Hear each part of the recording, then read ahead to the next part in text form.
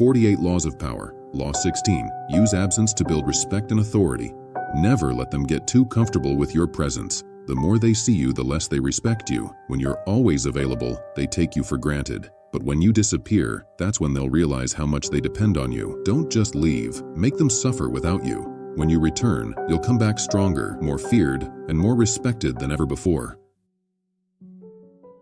In the 8th century BC, the people of Media, now northwestern Iran, broke free from the harsh rule of the Assyrians. Wanting to avoid any single person having too much power, they refused to set up a king or a central leader. Instead, they chose a system where no one had full control. But this decision led to chaos. Villages started fighting each other, and the country fell apart into disorder. In one such village lived a man named Deioces, who began to make a name for himself for fair dealing and the ability to settle disputes. He did this so successfully, in fact, that soon any legal conflict in the area was brought to him, and his power increased. When news spread of Deioces' wisdom, incorruptibility, and unshakable impartiality, more and more people from neighboring villages sought him out to settle their disputes. He quickly became the unofficial judge for the region. The law had lost its respect, and the existing judges were seen as corrupt, but Deioces was different. He was known for being just, honest, and incorruptible. Before long, people from across the land came to him to resolve their conflicts, and his influence grew.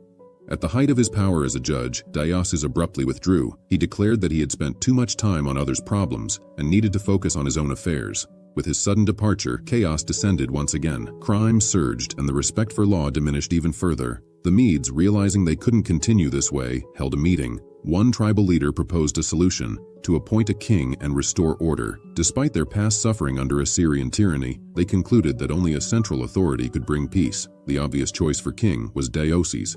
Deioces resisted at first, having no desire to involve himself again in the constant bickering of the villages.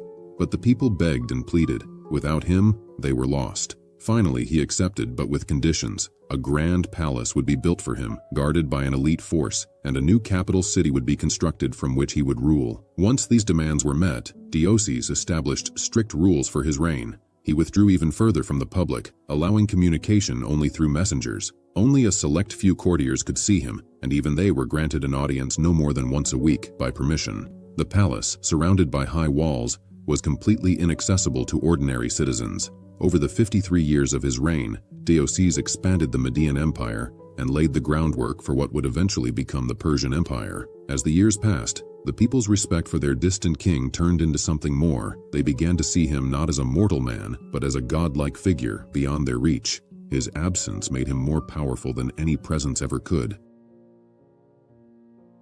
Deioces knew that in a land plagued by disorder, the most powerful person is the one who can bring justice and order, but he also understood the importance of distance. When he withdrew from his role as judge, he allowed the Medes to experience chaos without him. This made them desperate for his return, and when he did, it was as king, under his own terms. By limiting his presence and interaction, Deioces cultivated an aura of mystery and reverence. The less they saw him, the more they revered him. Absence, he learned, creates respect and even worship.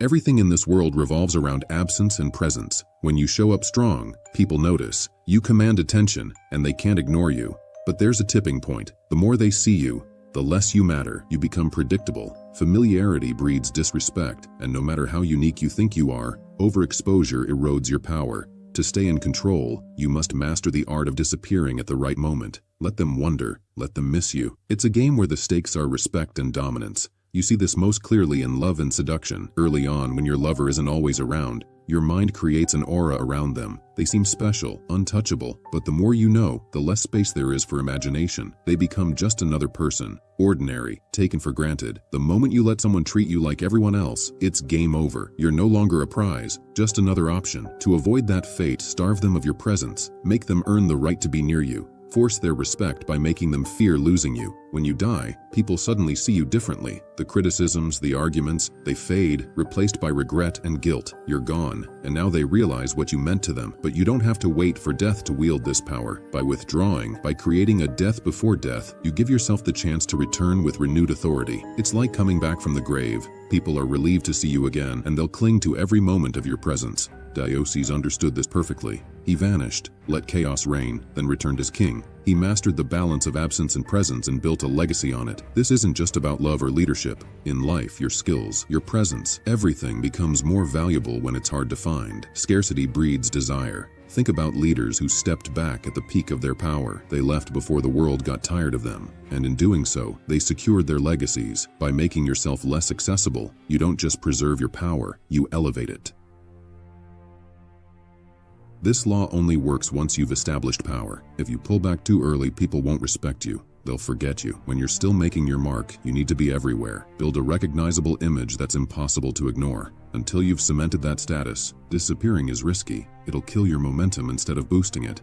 In love, the same rule applies. Your presence must be felt constantly, lingering in their mind, so when you step away, they can't stop thinking about you. In the beginning, don't disappear. Make yourself a constant presence. And remember, only what's truly seen and appreciated will be missed when absent.